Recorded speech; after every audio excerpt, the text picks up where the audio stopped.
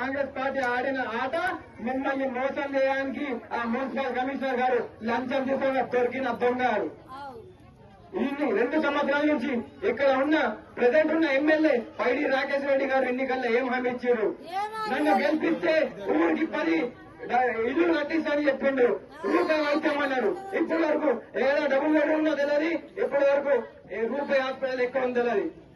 మళ్ళీ ఒకసారి మిమ్మల్ని మోసం చేయడానికి కాంగ్రెస్ బీజేపీ పార్టీ మళ్ళీ ఒకసారి మీ ఇంటి దగ్గరికి వస్తుంది.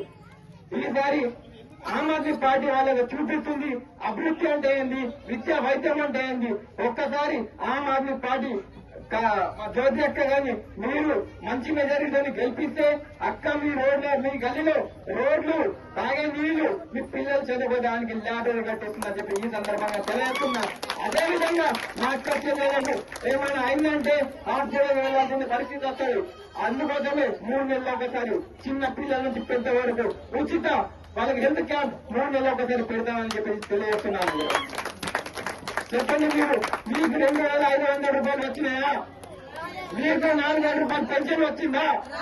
మీకు ఇందిరమ్మ ఇల్లు వచ్చిందా? మరి ఇంకా ఎందుకు నమ్ముతున్నారు కాంగ్రెస్? మీరు ఈ ఎన్నికల్లో మీరు కాంగ్రెస్ పార్టీని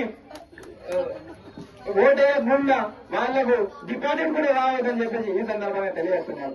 ఆమ్ ఆద్మీ పార్టీ కేవలం అభివృద్ధి, డెవలప్మెంట్, విద్య మీద పనిచేస్తుంది చెప్పేసి ఈ విధంగా తెలియజేస్తున్నారు. అదేవిధంగా మన ముఖ్యమంత్రి యనమల రేవంత్ రెడ్డి గారు అరవింద్ కేజ్రీవాల్ గారు ముఖ్యమంత్రి ఉన్నప్పుడు ఢిల్లీలో ఫ్రీ బస్ పెట్టిండు, 2,500 రూపాయలు పెట్టిండు, ఉచిత నీళ్లు పెట్టిండు, ప్రభుత్వ పాఠశాలకి ప్రైవేట్ పాఠశాల కన్నా గొప్పగా తయారు చేసిండు. అక్కడ అది చూసి వచ్చి ఇక్కడ కాపీ చేసిండు, ఫ్రీ బస్ ఇచ్చిండు.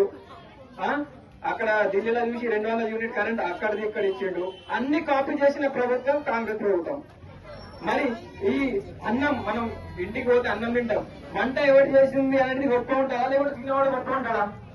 అరవింద్ కేజ్రీవాల్ పెట్టిన హామీలు చూసి ఇక్కడ వచ్చి చేయడం ఇది కాంగ్రెస్ పార్టీ కాపీ. ఈసారి మీ ఎన్నికలకి అందరికీ చేతులు జోడించి కోరుతున్నాను. ఒక్కసారి చదువుకున్న వాళ్ళకు అవకాశం ఇవ్వరి, ఏ పాత వాళ్ళకు అవకాశం అసలుకి ఇవ్వకర్రి. మీరు అభివృద్ధి ఏం జరుగుతుందో మీ కళ్ళ మీరే చూసినారు. ఎంత డెవలప్మెంట్ అయింది, ఎంత వెనుకబడిపోతున్నాం అనేది ఒక్కసారి